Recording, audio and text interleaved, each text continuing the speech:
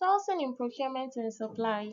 Unit 5. Sourcing in the private, third and public sector. Section 3. Third sector organization.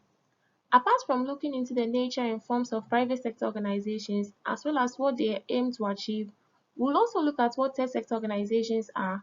The third sector organizations also buy various inputs and supplies to enable them achieve their varying objectives.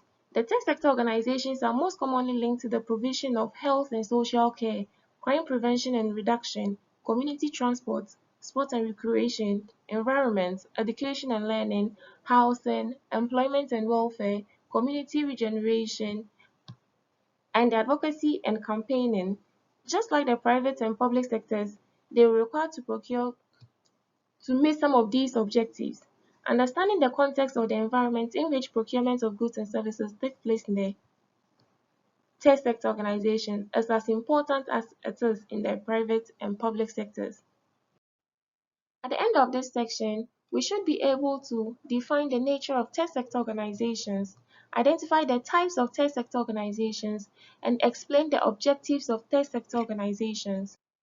Definition and nature of third sector organizations. Organizations in this sector are usually private organizations that operate on a not-for-profit basis. In simple terms, third sector organizations are private sector organizations with a mandate of providing public good. Example of public good is water, provision of sanitation, health, housing, etc. As we already know, providing public goods involves sacrifices, and that is why these organizations do not operate for profit. Hence, their name not-for-profit. These organizations are owned by members or a charitable trust and managed by board of directors or board of trustees. Even though these sector organizations engage in some businesses, whatever surplus they get or whatever excess they get after paying all their expenditure, we refer to that excess as surplus and not profit. Types of third sector organizations.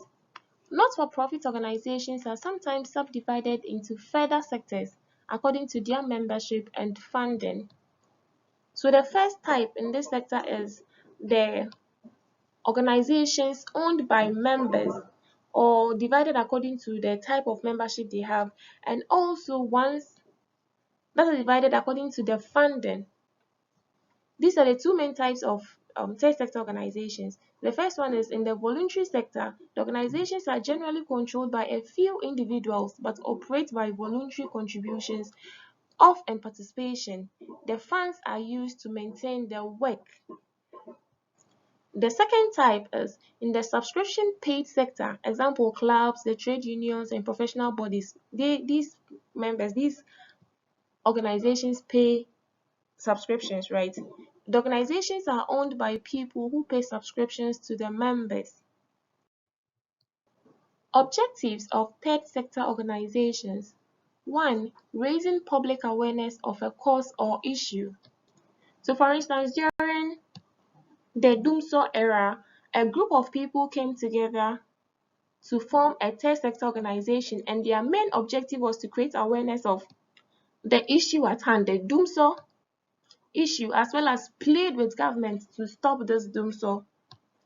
Also, just recently, we had a group of people, usually led by celebrities, who came together to embark on the Ghana Must Be Made Better or Make Ghana Better campaign. So one objective of these third sector organizations is raising awareness, public awareness of a cause or an issue. We also have political lobbying and advocacy on behalf of a cause, issue, or group, where they come together to work in order to influence certain political decisions. Another objective is raising funds to carry out activities by perhaps using commercial operations to generate profits, in addition to requesting grants, donations, or subscriptions. Providing material aid and services to the public or specific beneficiaries. So for instance, when these organizations come together to provide material aid to the homeless or the aged care charities, wildlife protection, and consecutive groups. Another objective is to provide services to their members. Example, the trade union advocating employment rights and professional bodies securing ethical and technical standards for their members.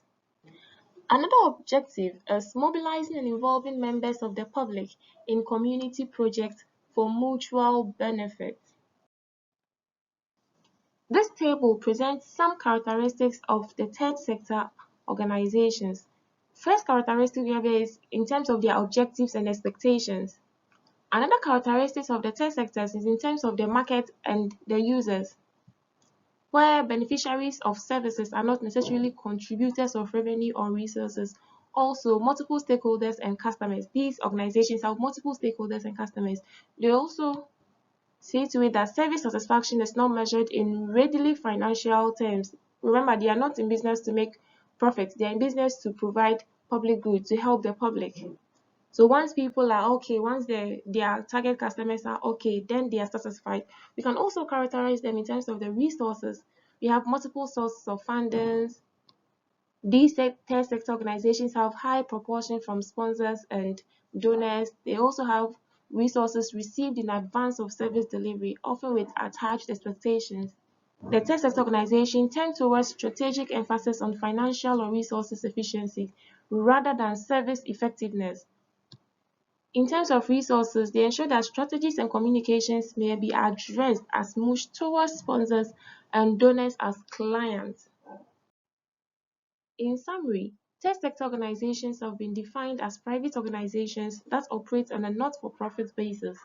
There are reasons for assuming such position because these firms provide essential services to, for example, underprivileged communities, promote social and community welfare. Thank you.